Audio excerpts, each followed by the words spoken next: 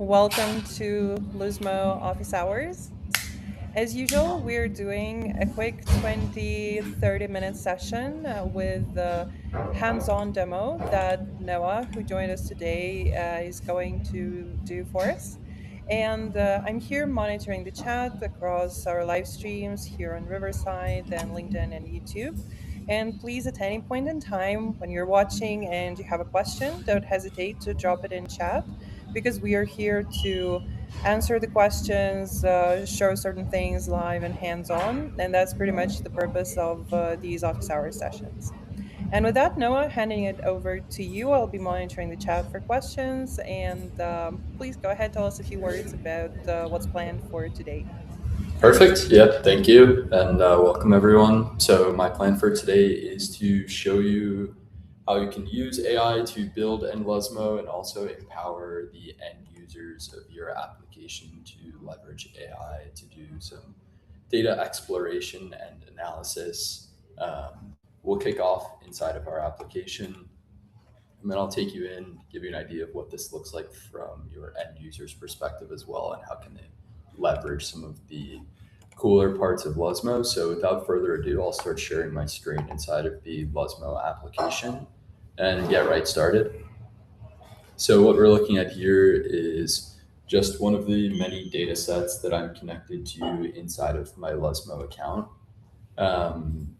The sort of core foundation of how we're going to be able to leverage AI in combination with Luzmo is going to rely on the context underlying a lot of this data. So whether that be the names of the data sets, the actual names of the columns, as well as the column descriptions, and the context that we're going to ultimately be providing directly to the LLM when the users are accessing the data, you can control all of that within Luzmo. So given that I'm using some pretty generic data, I think the dataset name and columns that we have are relatively fine, and the LLM shouldn't have any issues detecting what data we're looking for based on these names. But if we go inside of the dataset, we can also add column descriptions to provide a bit more context. And Luzmo actually gives us the option to generate or create missing descriptions based on the column names in the dataset already. So I'll just go ahead and press create there, and we'll ultimately use these inside of the dashboard that we end up building in a second. So I'll just let that generate in the background, and we'll head back out over to the actual Luzmo dashboard editor, where I'm going to create a new dashboard, and we're going to use that data set that I was just taking a look at. So if we open this up, you'll see we have all of those columns inside of there, and we can start building. I'll actually use AI rather than dropping in the charts. So the first thing that I want to take a look at is revenue by customer name. So I'll just say, can you show me revenue by customer name in bar chart?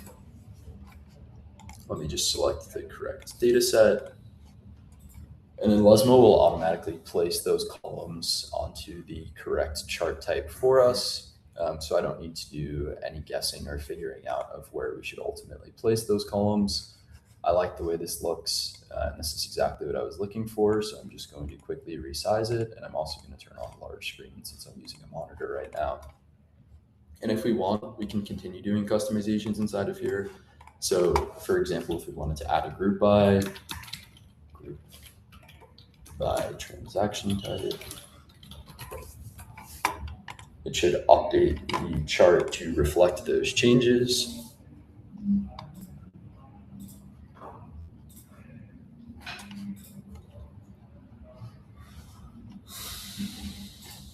And now we see that we have the transaction types included in this visualization.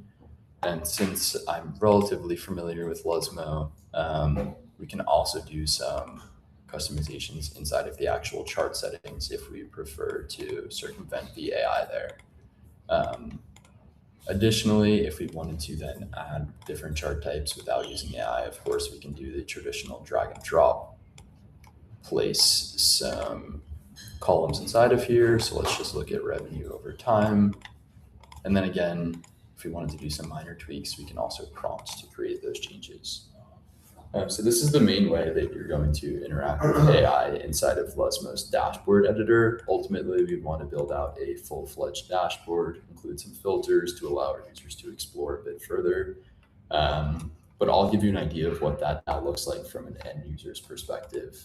So we're going to switch into a sample software application where we're now giving users access to Luzmo dashboards in an embedded, secure way inside of your software application. So of course, users can go in, click around, filter on the data. One of the main requests that our clients get is for the ability of their end users to do a bit more exploration beyond those standard templatized dashboards that they're providing for their clients. And you can give them this functionality in a couple of different ways. So the first way is with Luzmo's IQ. Effectively, you can think of this as an embedded data analyst that follows all of those security principles that I was just talking about. So this is embedded through our authorization tokens that permission them to a specific subset of data sets.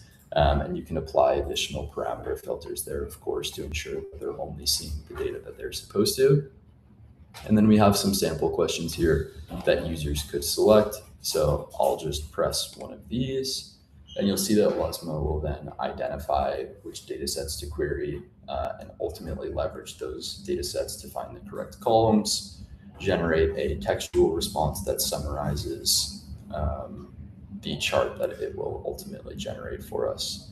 And one of the cool things about Luzmo IQ is that it keeps the context from your customer's conversation. So if we wanted to ask a follow-up question on the visualization that we're already looking at, we could say something like, which reps are using these deals?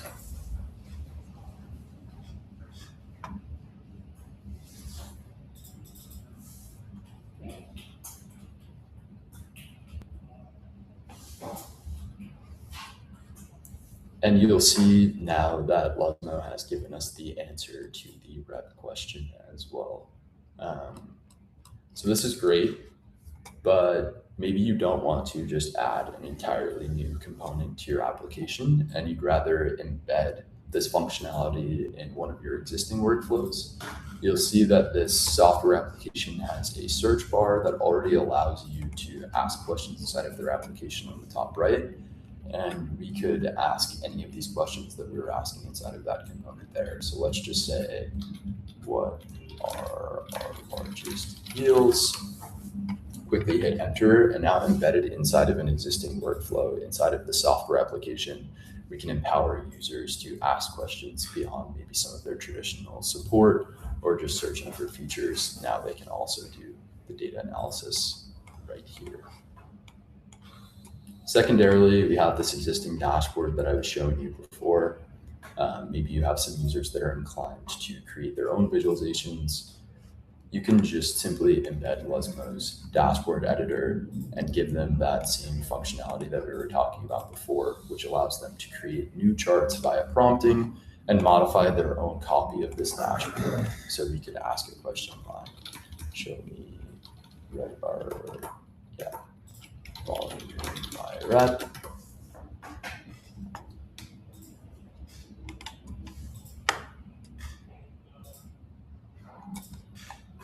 It then generates that chart for us. And now as an end user of this application, I don't need to have any prior experience leveraging BI. If I can just simply prompt to create my insights, have this custom version of my dashboard, and then ultimately share this with the rest of my team or export it or do any of that good stuff. All from this interface explicitly through natural language, which is pretty awesome. So you might be asking, okay, so now I set up my data sets, I have that context, but what if there's just an additional touch that I'd like to place upon that? I mentioned before, you can provide additional context to the LLM to basically describe what type of users are accessing this data or what type of things they might care about. Inside of that authorization call that I was describing before, we have this context variable, and this is where you can insert that additional logic. So this can also be dynamic if you have a variable on your end that's tied to specific user personas, or maybe even individual businesses, you can pass through this context at the authorization of that component.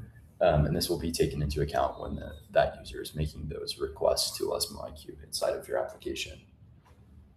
Um, the last thing that I wanted to mention in terms of building and designing with Luzmo is going to be our variety of LLM resources that exist inside of our documentation.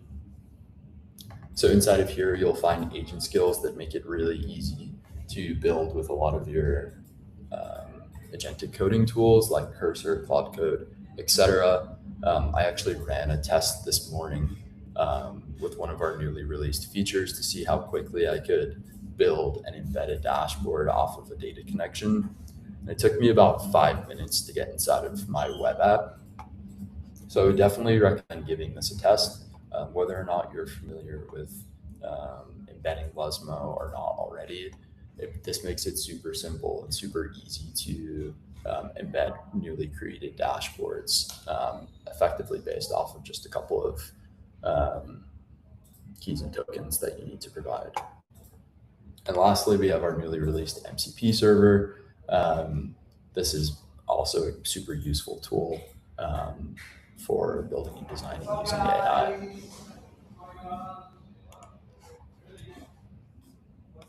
I think that was an extremely efficient run through, probably a bit ahead of schedule, to be totally honest. Maybe it's because I've had a couple reps on demonstrating these AI functionality. Lena, is there anything from the chat, or maybe any questions that you might have that you think would be useful for our audience?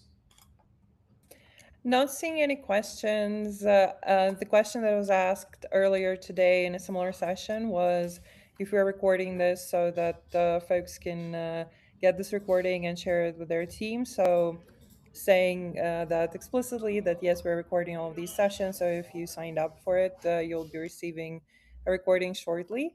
And I think what will be helpful to recap before we break, unless we have some questions, you mentioned that you still can use Luzmo and build your dashboards in a more or less traditional way. We do have these agent skills. We also have the MCP server. From your experience, from what you're seeing our customers do you have a recommendation when to use each of the approaches, or you just recommend to try every single approach and then decide what works best? Sure, yeah, that's a really interesting question. I think it really depends on the personality type almost of the end user, whether or not you want to take on the challenge yourself or leverage all of the knowledge that already exists and that we've put into whether it be the agent skills or our MCP server. I don't see a reason not to use it, to be totally honest. We're just um, making things much more efficient and saving time, which I think is kind of the number one goal of leveraging Luzmo. Um, we kind of pride ourselves on being the fastest time to market when it comes to embedded dashboards, and I think that kind of just double downs on that philosophy. So yeah, I would totally recommend trying them out. If I had to say when you should use one approach versus the other, um, leverage our MCP server. And if you're not seeing the results that you want, obviously, I would say maybe just get your hands dirty. But definitely doesn't hurt to try.